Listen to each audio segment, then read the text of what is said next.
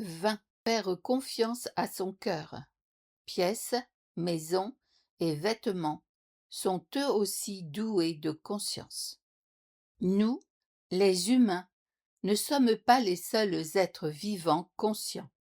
C'est aussi le cas des plantes, des animaux et des pierres.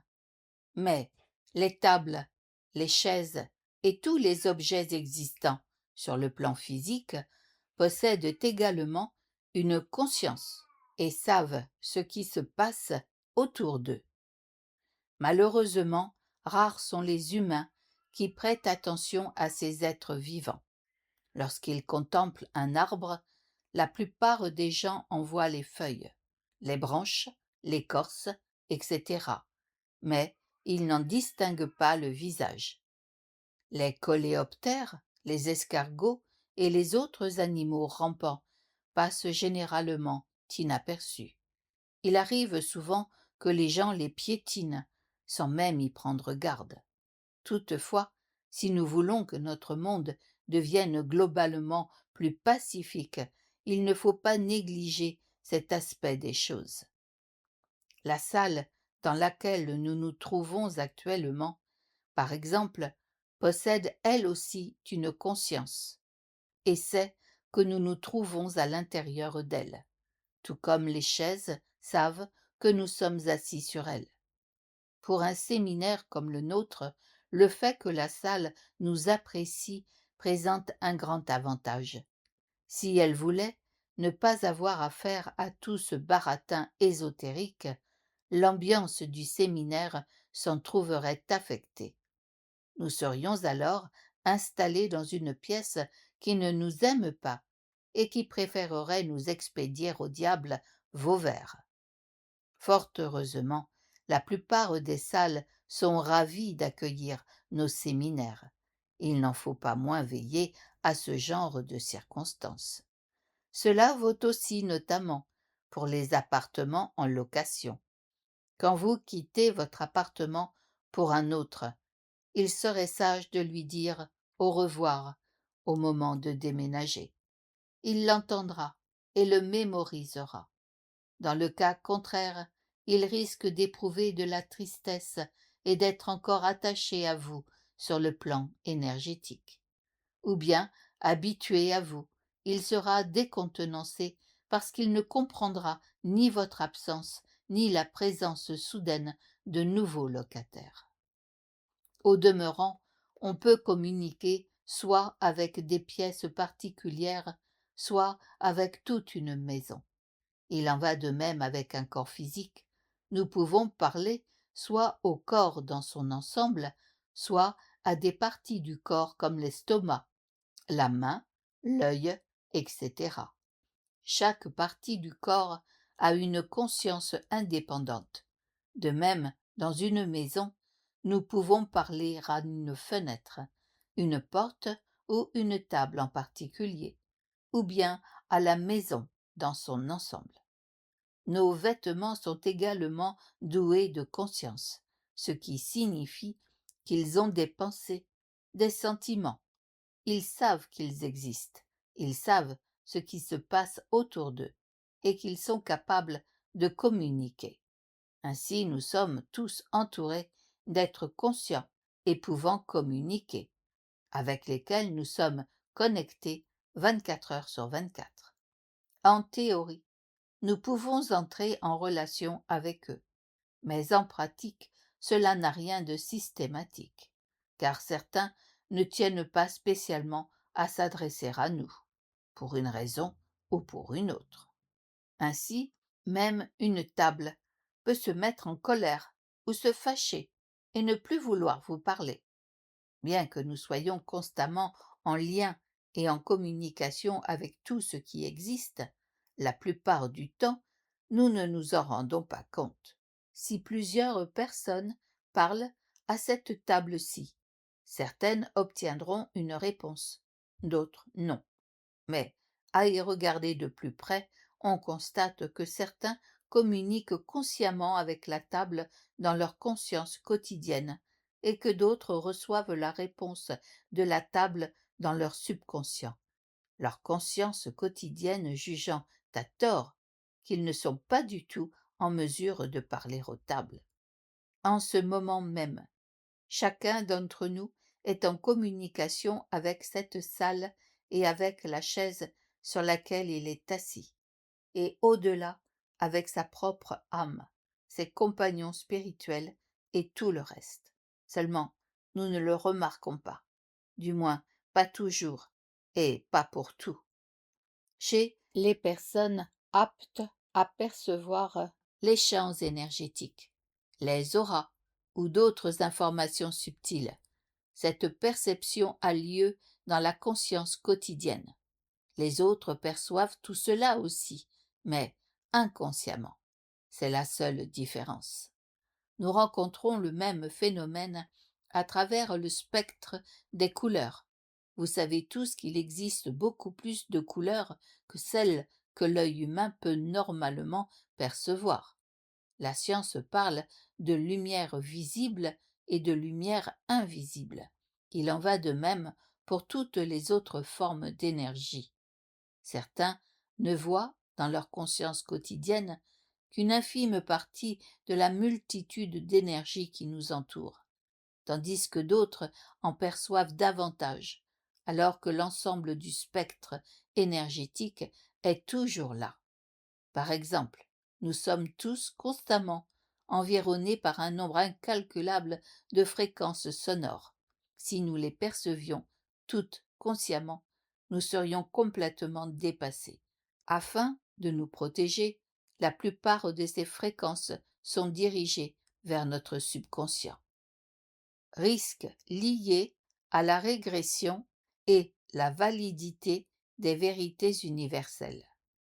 Notre subconscient est aussi une boîte noire qui a enregistré les souvenirs de toutes nos vies passées. C'est un avantage indéniable que nous ne puissions pas toujours nous rappeler consciemment qui nous étions dans les incarnations précédentes, où nous vivions ce que nous faisions. Ainsi, nous ne confondons pas ces nombreuses vies les unes avec les autres, et savons toujours qui nous sommes dans cette incarnation-ci et ce que nous devons y accomplir. Au cas où nous devons encore apprendre ou dissoudre un élément d'une vie antérieure, nous pouvons aussi travailler sur ce point dans le présent et accomplir cet apprentissage ou cette dissolution en bonne et due forme, sans avoir à nous laisser régresser dans des vies antérieures. Le risque dans de telles régressions est que nous ne parvenions pas à nous libérer de notre identification avec le passé et que notre conscience y demeure bloquée.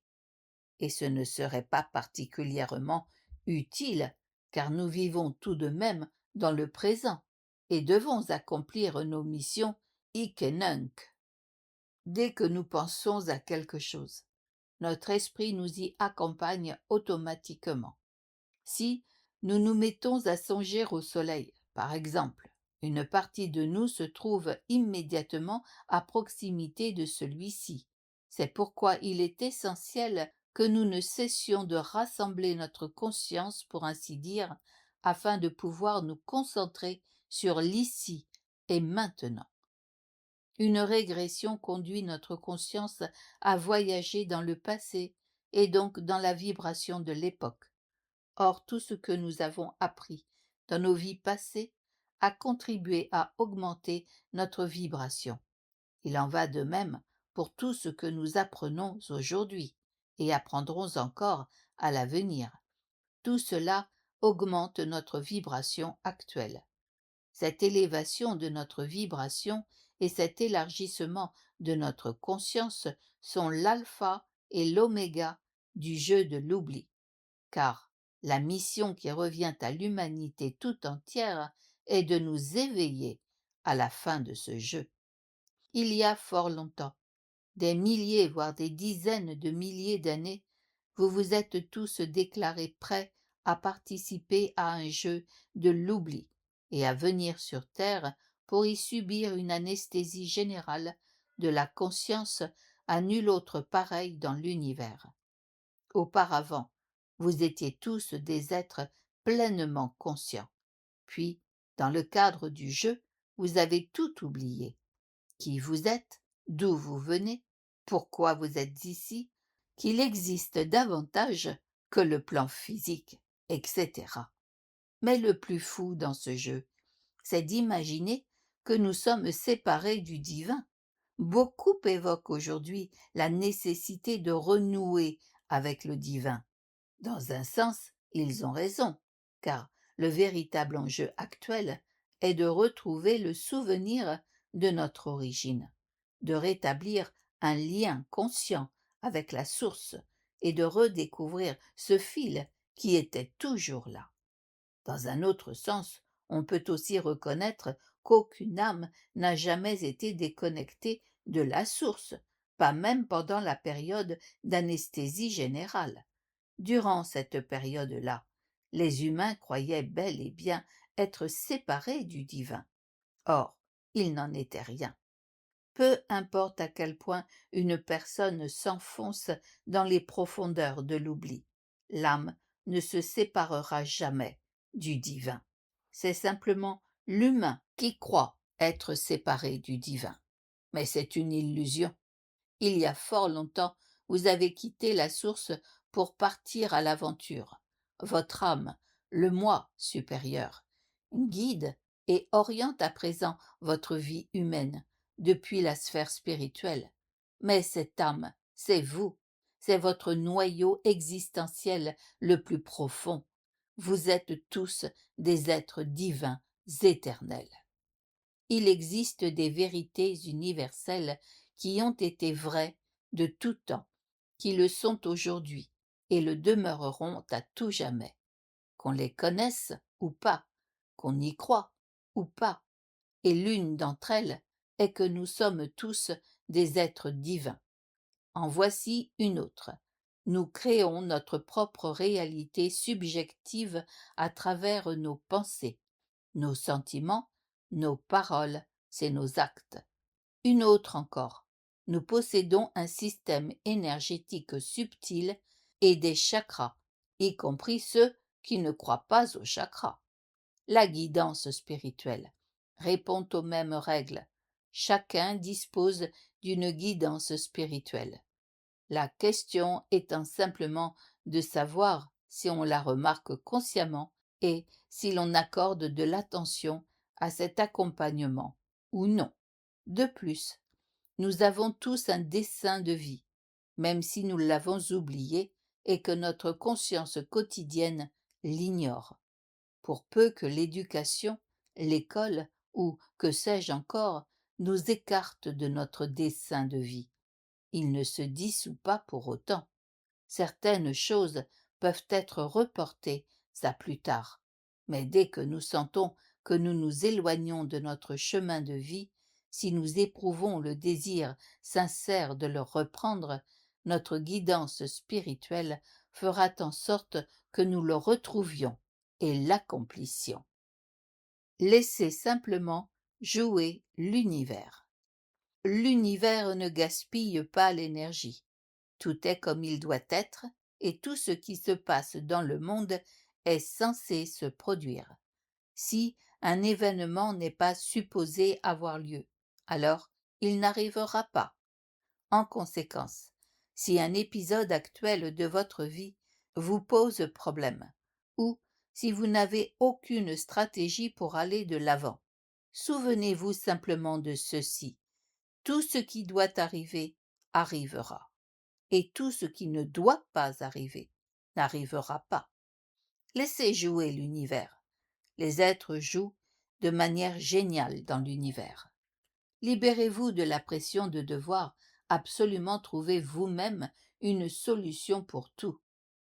Si, un jour, vous n'avez pas de solution, faites simplement confiance à l'univers. Nul d'entre vous n'est stupide, puisque, malgré l'extrême complexité du monde actuel, vous parvenez à vous y retrouver d'une manière ou d'une autre, et cela force le respect. Par ailleurs, chacun d'entre vous a sa valeur intrinsèque, et cette valeur ne se définit pas sur la base de caractéristiques extérieures telles que l'origine, la situation familiale, le compte en banque, le logement, l'âge, l'appartenance religieuse, l'apparence, la profession, le patrimoine, etc. Votre valeur intérieure ne dépend en rien de ces critères-là. Elle ne dépend pas non plus de ce que vous avez accompli dans le passé. Nous sommes tous humains et commettons tous des fautes. Il s'agit seulement de tirer les leçons des erreurs du passé. Par exemple, ceux qui comprennent aujourd'hui que la violence ne peut être résolue par la violence ont très probablement, jadis, usé de cette méthode. Ils ont essayé de recourir à la violence contre la violence, jusqu'à ce qu'ils réalisent à quel point cette stratégie était absurde. Nous avons tous commis des bêtises, un jour ou l'autre. C'est ainsi que nous apprenons. Votre valeur intrinsèque est ancrée en vous, quelle que soit la situation de vie dans laquelle vous vous trouvez. Elle est d'une indéfinissable immensité et ne rétrécira jamais, ni ne se perdra. Ceux qui veulent vous convaincre que vous ne valez rien se trompent, et même si vous croyez vous-même ne rien valoir, votre valeur est toujours en vous. Elle ne vous fera jamais défaut. Avancez simplement, en toute confiance, avec vos compagnons spirituels qui vous guident de l'intérieur, et vous ne commettrez pas d'erreur dans votre vie. Il arrive que les gens doutent de cette guidance. Ils écoutent leur voix intérieure et suivent leurs sentiments profonds. Puis, il se passe quand même quelque chose dans leur vie qu'ils jugent négatif. Ils pensent alors que leurs sentiments étaient trompeurs, que leur guidance intérieure s'est fourvoyée. En fait, ils ont entendu leur voix intérieure et reçu les impulsions sensibles de leur équipe spirituelle. Puis, ils se sont fait une idée, dans leur mental, de ce que devait être le résultat. Cette idée, cette attente, ne correspondait pas à la réalité. Les choses sont bien telles qu'elles sont.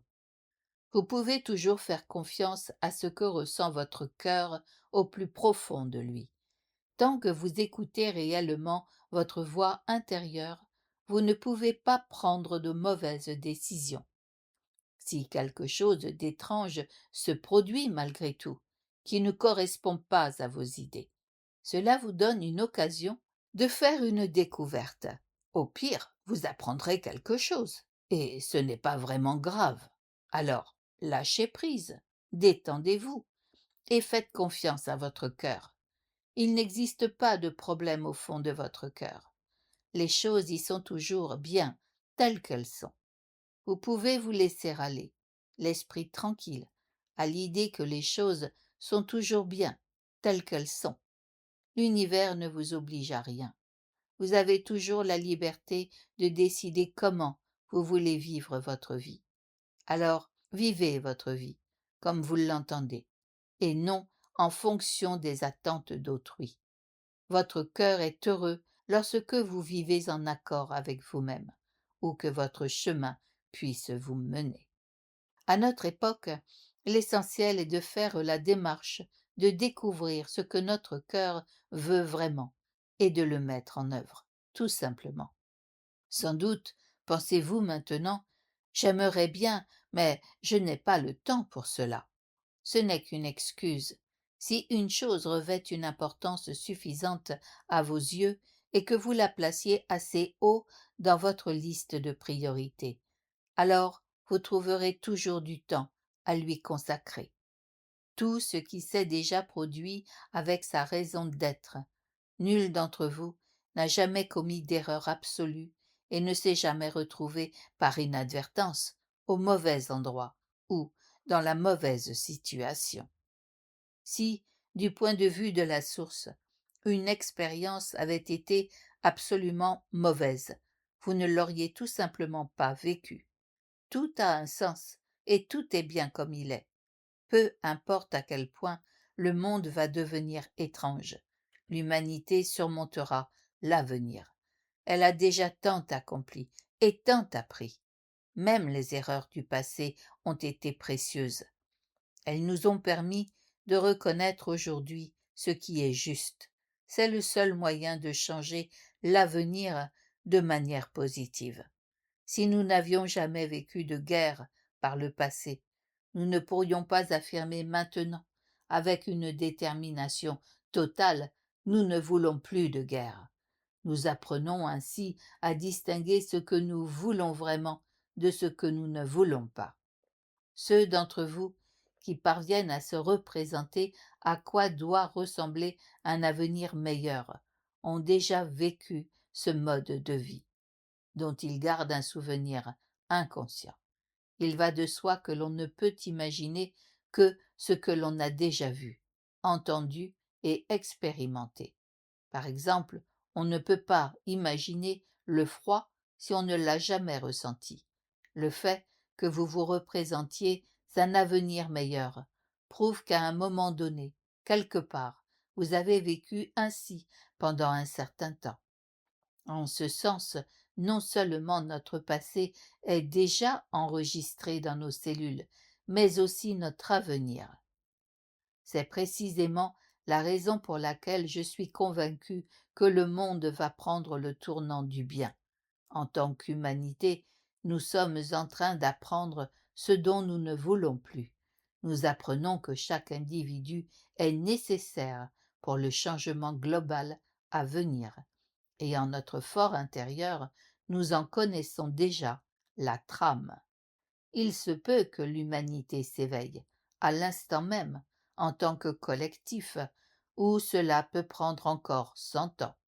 Mais cela n'a guère d'importance. Vous vivez sous cette anesthésie depuis si longtemps que vous n'êtes plus à une centaine d'années près. De grâce, ne vous stressez pas à ce sujet. Le changement global arrivera quand il arrivera. Cependant, chacun d'entre vous peut contribuer activement à son propre développement, à l'augmentation de sa vibration, au déploiement de sa conscience et à l'accomplissement des missions que son âme s'est assignées pour cette vie. Ces missions de vie peuvent ne concerner que nous-mêmes ou impliquer également d'autres êtres vivants. Tant que nous respecterons tous précisément cette feuille de route et que nous nous en tiendrons à réaliser nos missions de vie individuelles, tout se passera comme il se doit et tout ira bien. De grâce, détendez-vous et considérez votre existence avec une certaine insouciance et une certaine légèreté. Si nécessaire, changez de perspective et gardez toujours en tête, surtout dans les moments difficiles, que tout se passera comme il se doit. Ensuite, laissez simplement jouer l'univers. Résolution énergétique de problèmes. Un séminaire comme celui-ci ne se résume pas à des mots formulés sur le plan physique.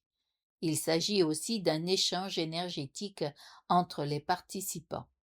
Sur ce plan énergétique, vous n'aborderez jamais mieux le positif que si vous mettez tous vos soucis dans un sac à dos imaginaire, que vous laissez à la porte. Un changement de perspective sain et une certaine insouciance vous permettront de vous débarrasser facilement de vos soucis quotidiens. Des problèmes qui semblaient insurmontables deviennent soudain négligeables. Non parce que la situation a changé, mais parce que vous avez changé, ou plus précisément parce que vous avez augmenté votre vibration. En effet, considérer ou non une situation donnée comme un problème dépend uniquement de votre fréquence vibratoire. Dès que votre propre vibration est supérieure à celle de la situation du moment, celle-ci ne vous apparaît plus comme un problème. Aussi, après qu'un problème est survenu dans votre vie et que vous l'avez identifié, la question cruciale est de savoir comment dois-je réagir à ce problème. Certains problèmes se résolvent d'eux-mêmes si l'on ne s'en préoccupe pas. En d'autres termes, si l'on ne dépense pas inutilement d'énergie pour leur trouver une solution. D'autres persistent. Le tout est alors de comprendre si vous avez ou non les moyens de changer cette situation. Si cela s'avère impossible, changez de perspective et considérez la situation de manière positive. Dès que vous abordez par le versant positif une situation qui vous semble inextricable, et dès que vous l'acceptez, elle cesse d'être un fardeau ou un souci pour vous. Dans le monde qui vous entoure, il se peut que ce problème perdure, mais il aura cessé de vous atteindre. On peut donc en tirer la conclusion suivante. Les problèmes sont, au sens propre du terme, une question de point de vue. En fait, ils n'existent pas. Seules existent des situations considérées comme problématiques par des êtres dont la conscience vibre à un niveau inférieur à celui de la situation en question. Tôt ou tard, vous constaterez les bienfaits que vous apporte cette attitude dans votre vie, même si vous n'êtes pas en mesure d'éliminer complètement un problème en agissant ainsi. Vous vous sentirez tout de même mieux. C'est aussi le cas pour l'ascension à venir de l'humanité. Là encore, insouciance et légèreté sont de mise. Le développement spirituel ne représente ni une compétition, ni une course, et encore moins une lutte concurrentielle. Les enjeux ne sont pas plus vite, plus haut, plus loin ou plus performant. Il ne s'agit pas d'être le premier arrivé, car tous ceux qui veulent s'élever finiront par le faire, et l'univers ne vous donne pas non plus de notes en la matière. Alors, détendez-vous. Personne ne peut franchir toutes les étapes à la fois. Procédez pas après pas, à votre rythme. Inutile de vous mettre sous pression. Notre société a un besoin urgent de décontraction. Détendez-vous dans votre cœur, détendez-vous dans votre développement spirituel. Oui, détendez-vous dans votre ascension. Détendez-vous et réjouissez-vous de votre vie. J'insiste, détendez-vous tout simplement. Soyez un peu plus insouciant, ouvert, spontané, c'est souple. Prenez au moins 10 minutes chaque jour pour faire quelque chose qui vous plaît et qui vous rend heureux. Cela peut sembler futile, mais cela ne l'est pas en réalité. Le but étant justement de vous faire plaisir. Le jeu en vaut déjà la chandelle. Quelque chose qui vous apporte de la joie à vous ou à votre enfant intérieur ne nécessite aucune explication ou justification supplémentaire. N'hésitez pas pour ce faire à fréquenter les aires de jeu. Pourquoi pas? Pourquoi leur accès ne serait-il autorisé qu'aux personnes d'un certain âge? Faites fi du jugement que les autres portent sur vous. S'ils ont un problème avec vous, rien ne les oblige à échanger avec vous. C'est aussi simple que cela. Vivre et laisser vivre. Nous sommes tous des individus, nous ne pourrons donc jamais plaire à tout le monde de toute façon. Et du reste, rien ne nous y contraint. Faites simplement ce qui vous procure du plaisir et ce qui vous rend heureux. Peu importe que cela soit perçu comme normal ou non par les autres. Inventez-vous simplement une nouvelle normalité. Nous ne devrions pas demeurer plantés là, à penser qu'il est urgent que les choses changent, sans apporter au changement la moindre contribution. En réalisant des choses qui nous rendent heureux, nous montrons aux autres que la joie de vivre n'est pas l'apanage des enfants, mais que les adultes y ont également droit. Lorsque vous éprouvez du bonheur, pourquoi vous interdire de sauter de joie comme un enfant? Les gens diront peut-être ça ne se fait pas ou on n'a pas le droit de faire ça.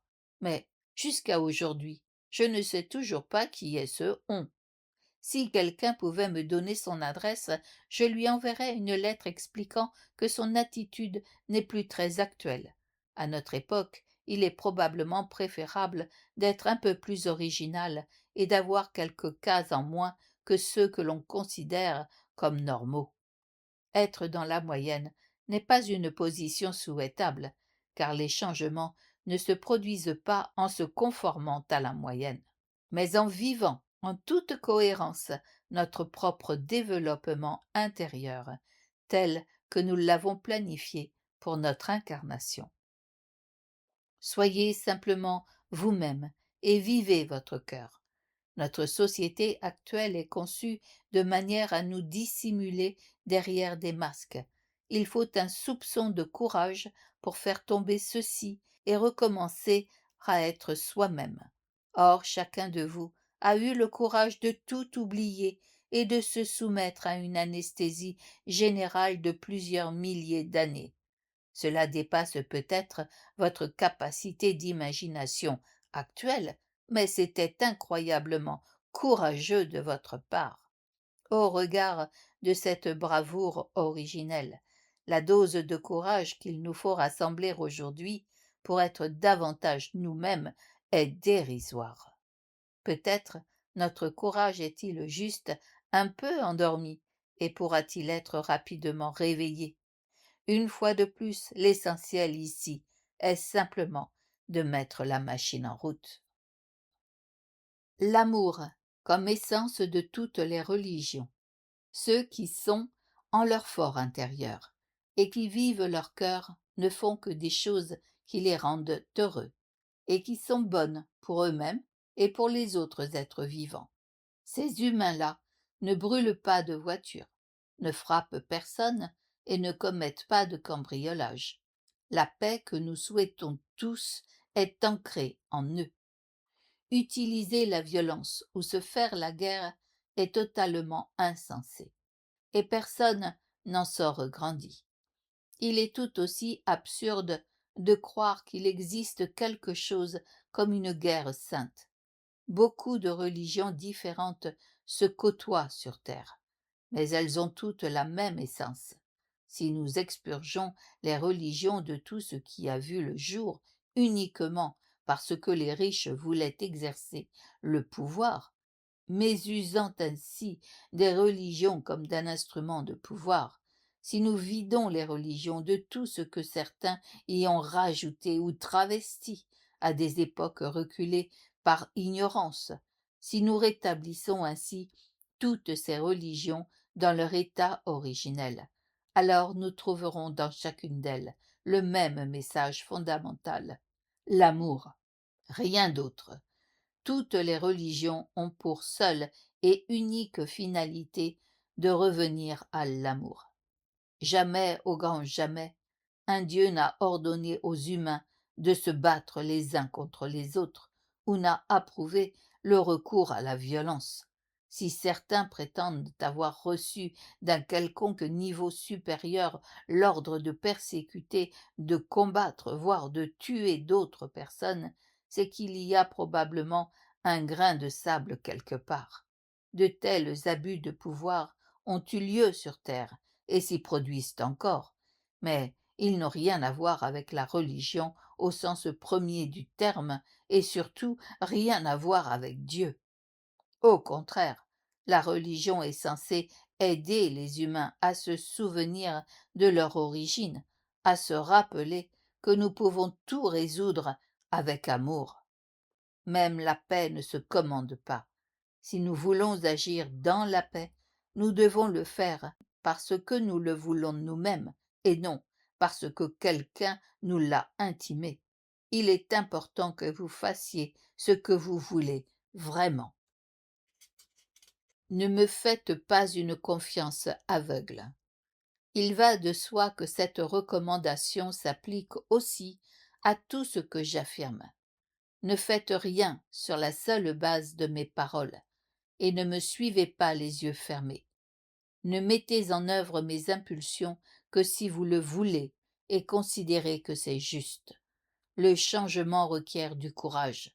Pour cela, vous devez peut-être parfois vous faire violence, prendre des risques et emprunter des chemins nouveaux. Vous devrez peut-être même faire preuve d'un peu de folie et nager à contre-courant de la normalité.